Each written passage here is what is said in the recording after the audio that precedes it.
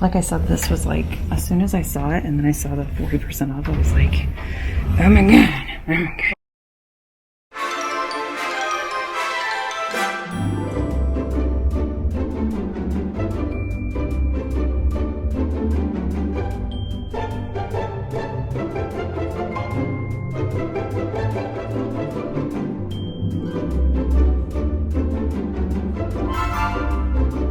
Hey friends, it's Alex with bfVintage. We are here at Camelback Antiques in Phoenix. And I got my bestie boo, Lisa. Hey. She's gonna help me see if we can find some treasures. We've never been here before, so we're really excited to look around. So anyways, wish us luck. Yay! A new adventure. All right, so we were really excited to be here. It was our first time. There were so many things to look at. It was a bit overwhelming, but the first thing that we noticed was this blue milk glass matchstick holder. Originally, I thought it was a candle because it just looked so, like the glaze was so shiny, and so I was pretty amazed by that.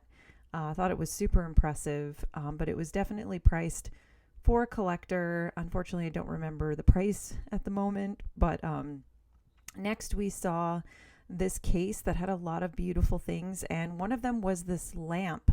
I couldn't believe that this was a lamp, but as you can see, it has the cord and everything, and it's so kitsch and adorable. I was also drawn to this brass door knocker, but it was priced a bit high for my purposes of reselling. Next, I saw this carnival glass compote bowl, but it was $42, and I love the black carnival glass. I don't know if that's what it's called, but to me it always looks black. Yeah, obviously at 42 is a bit too high for my purposes, but I'm sure it's priced right for a collector, and it was absolutely stunning. And then I moved on to this carnival glass. It was carnival glass compote bowl. Again, it was a Fenton, and I just loved the aging of it, like how the inside looked very like kind of almost like cloudy, I guess would be a way to describe that, and then the bottom looked super shiny, like brand stinking new. So I just loved that you could tell that it had been used and had been around for quite some time. Then I noticed this little little girl. She is a Yosef original. Starting to kind of be drawn to those. I found a Chihuahua in one of my previous videos at a Goodwill, and ever since I've just been noticing them anywhere I can. But she was 15, so she was a bit high for me. And then I saw another. This actually was also a Joseph original. I'm not sure how to say that. She had her sticker and everything. She was also 15. Isn't she absolutely amazing? I just think she's so cute. But again, at 15, probably a bit too high for me. So I did put her back. And next we saw this, which we're not sure if it was a trinket dish or an ashtray. But I was like, hey, you know what we need to do? We need to get the black light out, because I bet this bad boy, oh, yep, look at that. It glows, and this one glowed like crazy. So it was $20. I'm still trying to figure out the difference between Vaseline glass and uranium glass. If you know, please leave me a comment. I'm still learning. But I just love this stuff. I think it's so cool, and I know there are a lot of people that collect them. But for 20, I felt like, given the size, it was kind of small. I wasn't sure, so I did put that back. And then the next item I saw was this Hager planter. Can you see it? It's the pink one. It's got the stork or pelican hanging out. I was just drawn to it. I love the quality of Hager pottery, and this one, I didn't know it at the time, but it's actually from the 1940s. It threw me off because it does have a sticker. And I guess maybe around the 1940s was when they started to stop using stickers, so you can kind of still see them.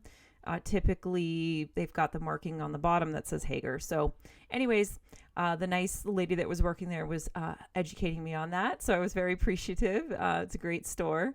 And next I saw this decanter and shot glasses. I did see something at a Goodwill similar to this, but they were selling it for $50. So I passed at the Goodwill for that set. It was a red set. It's in one of my previous videos. Then I saw this Amberina pitcher. Oh my gosh, it's so mid-century. I love it.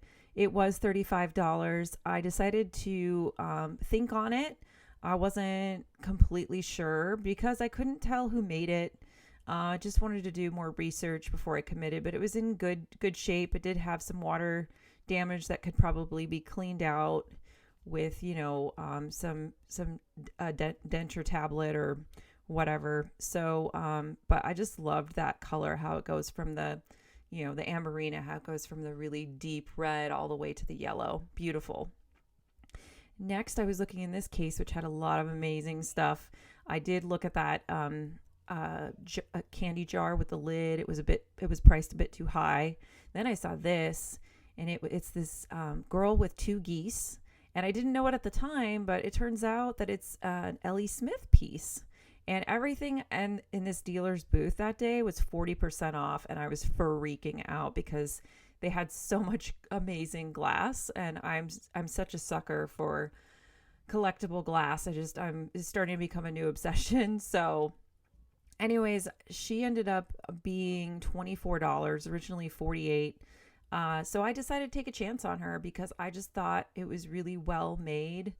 I loved the color, and there was like a bubble inside the bottom. Not sure if I caught that on camera, but it looked like a manufacturer's defect. Really loved all the detail of like the two geese looking up at the little girl. She's looking down on them adoringly. I don't know. There was something about it that really did it for me. And she's actually going to be available at my first Whatnot live sale on August 4th at 6 p.m. Pacific time. And I'm going to go ahead and put the link in the description so you can find me on Whatnot. And you can also bookmark my show if you want to check her out. And I've got a lot of other great goodies. Like I said, this was like, as soon as I saw it and then I saw the 40% off, I was like, oh my God.